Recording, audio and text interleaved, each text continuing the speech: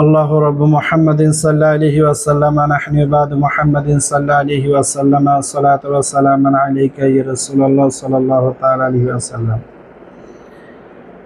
আসুন প্রিয় দর্শকবৃন্দ, প্রথমে এই ভিডিওটি দেখেন। এই ভিডিওর মাধ্যমে এই খবিস কি বলতেছে।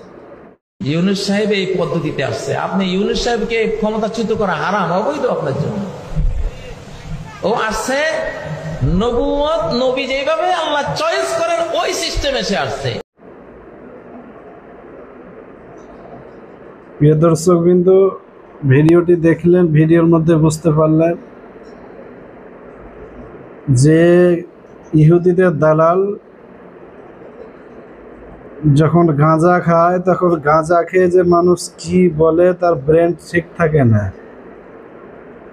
এ গাঁজাখোর গাঁজা খাওয়ার পরে বলতেছে যে ইউনূস নাকি পয়গম্বরদের মতন ওহীর, যে এরকমভাবে আপনার ওহীর মাধ্যমে যেমন নবুয়তকে চুনে নেওয়া হয়, পছন্দ করে নেওয়া হয়, সেইভাবে ইউনূসকে বাংলাদেশের গদিতে বসানো হয়েছে। এই কত বড় বাটপার, কত বড় আপনার গাদ্দার। এরা সবচাইতে বড় আপনার ইহুদিদের দালালি করে এরা ইসলামটাকে আপনার ধ্বংস করে দিচ্ছে। আর সাধারণ মানুষ এরা তো কিছু বুঝে না, কিছু জানেও না। কারণ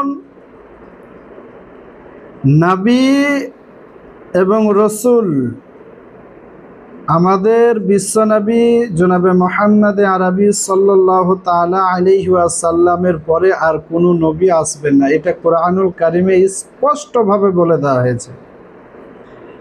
যেখানে কোরআনুল কারিম স্পষ্টভাবে বলেছেন যে নবী মুহাম্মদুর রাসূলুল্লাহ সাল্লাল্লাহু তাআলা আলাইহি ওয়াসাল্লামের পরে আর কোনো নবী আসবেন না।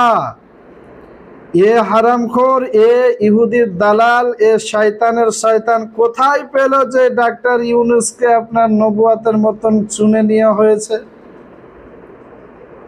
আর এটাও বলছে যে তাকে যদি আপনার নবুয়তের মতন চুনে নেওয়া না মনে করে তাহলে হারাম হবে, বা অন্য কিছু মানে গদি, যদি তাকে সরকার গদি বলে মনে করে, যে গদিতে বসানো হয়েছে, এসব কিছু মনে করলে সেটা হারাম হবে। হ্যাঁ, এ কত বড় ইহুদির দালাল, তাহলে একটু চিন্তা করে দেখেন। পবিত্র কোরআনুল কারীম ফুরকানুল হামিদে মহান আল্লাহ পাক রব্বুল আলামিন ইরশাদ করেন, মা কানা মুহাম্মাদুন আবা আহাদিম মির রিজালিকুম ওয়ালাকির রাসূলুল্লাহি ওয়া খাতাবান নবিয়্যিন। মহান আল্লাহ পাক রব্বুল আলামিন পবিত্র কোরআনে মুহুর মেরে দিয়েছেন নবুয়তে।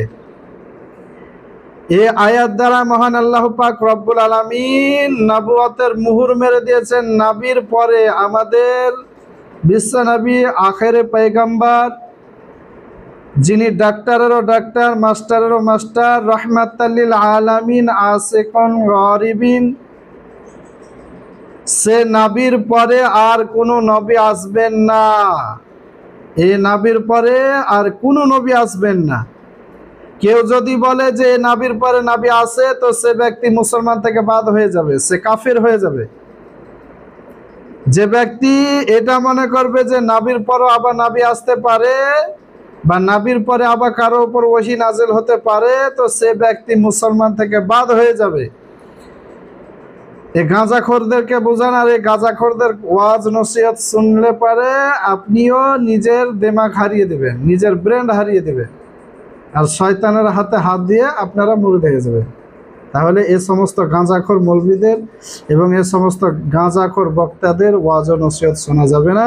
এ থেকে আমাদেরকে বিরত থাকতে হবে এবং এই সমস্ত দিক থেকে আমাদেরকে দূরে সরে থাকা অতি উত্তম এবং ভালো।